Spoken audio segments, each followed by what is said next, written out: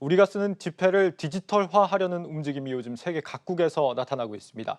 중앙은행의 디지털 화폐, 이른바 CBDC를 발행해 세계 시장에서 패권을 차지하려는 경쟁에 불이 붙고 있습니다. 오늘은 세계 주요국들의 디지털 화폐 경쟁, 그 기대와 우려점들에 대해 자세히 다뤄봅니다. 먼저 디지털 화폐 경쟁이 시작된 배경을 지수희 기자가 전해드립니다. 지난해 6월 페이스북은 국경 없는 금융사회를 만들겠다며 리브라라는 이름의 가상화폐 연합을 출범시켰습니다. 여기에 글로벌 네트워크와 결제, 유통을 아우르는 20여 개 기업이 포진되자 각국 중앙은행이 제동을 걸었습니다. 페이스북의 계획대로 달러와 유로, 엔화 같은 글로벌 주요 통화를 리브라로 교환해 국경 없이 결제와 금융 서비스가 가능할 경우 중앙은행의 기능이 위협받을 뿐 아니라 전 세계 금융 시스템에 타격을 줄 수 있다는 우려에서입니다. 몇 차례 개인정보 관리 부실 사태를 겪는 등 페이스북에 대한 신뢰 문제도 불거지자 페이스북은 달러화에만 가치를 고정하는 스테이블 코인 방식으로 서비스를 수정하고 명칭도 DM으로 바꿨습니다. 이를 계기로 각국 중앙은행은 CBDC 연구와 실험에 속도를 내고 있습니다. 중국 중앙은행은 지난 10월부터 시민 15만 명에게 디지털 화폐를 나눠주고 사용토록 하는 실험을 진행하고 국내를 넘어서 글로벌 결제 시장 선점을 위한 작업에 들어갔습니다.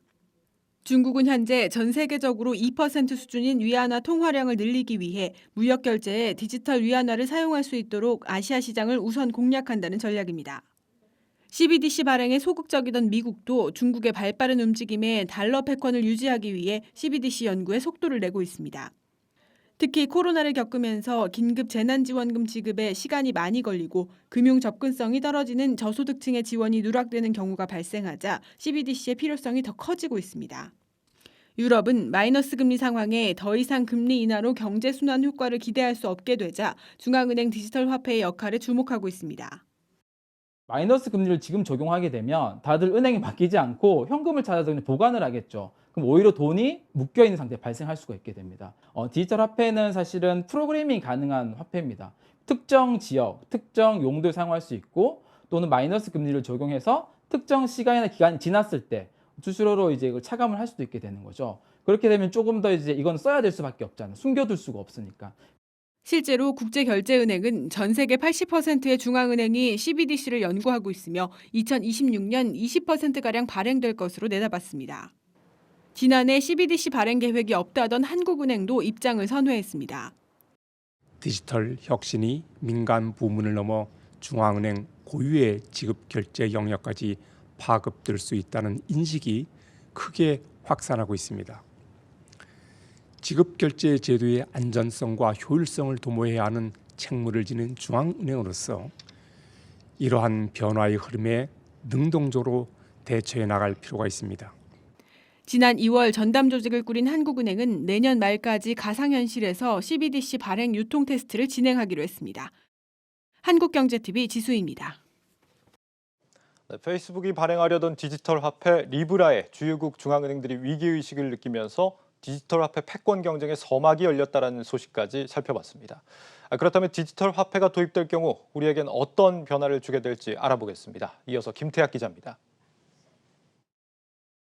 각국 중앙은행이 앞다퉈 연구를 하고 있지만 정작 전문가들은 우리나라의 개인 사용자 입장에서는 디지털 화폐가 도입돼도 지금과 사용상에는 큰 차이를 느끼기 어려울 수도 있다고 설명합니다.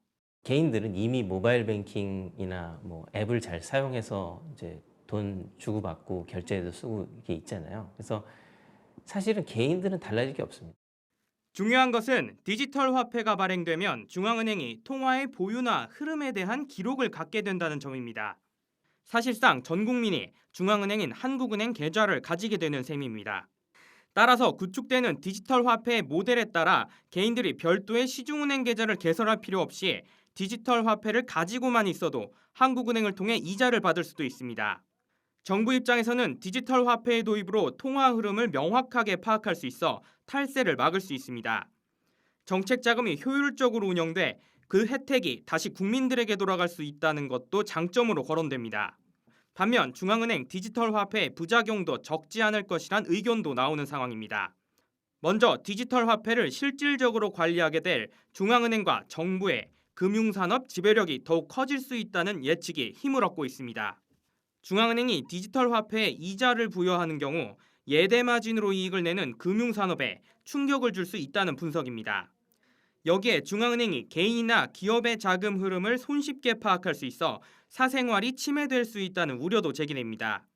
전문가들은 디지털 화폐의 도입에 대해서는 거스를 수 없는 흐름이라고 인정하면서도 부작용이 우려되는 만큼 신중한 연구와 속도 조절이 필요하다고 지적합니다. 한국경제TV 김태학입니다. 네, 디지털 화폐에 대한 좀 더 자세한 내용 전문가와 함께 알아보겠습니다. 경희대 경제학과 안재욱 명예교수 전화로 연결돼 있습니다. 교수님 안녕하십니까?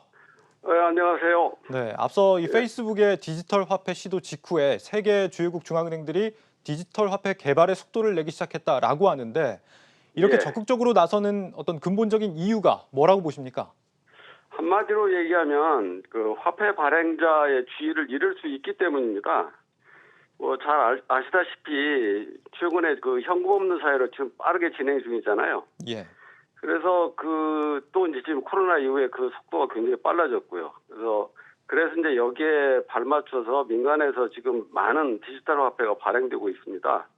그래서 만일 사람들이 민간 디지털 화폐를 사용하고 현재 중앙은행권을 사용하지 않게 되면 중앙은행이 이제 화폐 발행자 지위를 잃게 될 수도 있죠. 그래서 이제 적극적으로 개발에 나서는데 예. 이게 뭐 갖고 연결이 되냐면 중앙은행의 이익과 관련이 되어 있습니다. 화폐 발행자들은 반드시 화폐 발행으로부터는 이익이 있어요. 그걸 우리가 보통 시니어리지라고 그 얘기를 하는데 그거 이제 화폐 발행자 지위를 잃게 되면 그 시니어리지도 잃게 되죠. 네. 그렇군요. 우리나라의 경우도 디지털 화폐 연구를 지금 하고 있습니다. 우리나라의 경우에 하루빨리 뛰어드는 게 좋은지, 만약에 이제 뛰어들게 된다면 사람들이 여기에 좀 빨리 적응하게 될 거라고 보시는지 궁금한데 어떻습니까? 글쎄요, 이 CBDC는 이 장단점을 다 가지고 있어요. 그렇기 때문에 제가 이걸 뭐 해야 한다, 말아야 된다고 참 말하기가 굉장히 어렵습니다. 예. 그런데 제가 말하지 않아도 아마 한국은행이 CBDC를 분명히 발행하게 될 거예요. 저는 그렇게 보는데 왜냐하면 이 CBDC는 국가 차원에서 보면 일종의 게임입니다. 이게. 그래서 다른 국가들이 발행하고 우리가 발행하지 않을 경우에는 이 화폐 발행 주권도 잃을 수도 있거든요. 그래서 다시 말하면 예를 들면 이제 사람들이 그 외국 CBDC 예를 들어서 디지털 달러 이런 것들을 사용하게 되면 한국은행권 사용이 줄게 되겠죠. 소위 이제 우리가 보통 이것을 이제 디지털 달러라이제이션이라고 얘기를 하는데 그런 것이 발생할 수 있습니다. 이제 그렇기 때문에 아마 그런 차원에서 한국은행이 지금 디지털 화폐를 연구하고 있고 또 발행할 것이라고 이렇게 보고 저는 일단 발행이 되면 이게 사람들이 쉽게 받아들일 거라고 생각이 돼요. 왜냐하면 현재 지금 한국은행권을 단순히 이제 디지털로 표시하는 거거든요. 그래서 그것을 스마트폰으로 이제 들어오는 것이기 때문에 굉장히 쉽게 인식할 수 있고 사용하기도 편리합니다. 그래서 아마 쉽게 사람들이 적응할 거라고 생각이 됩니다.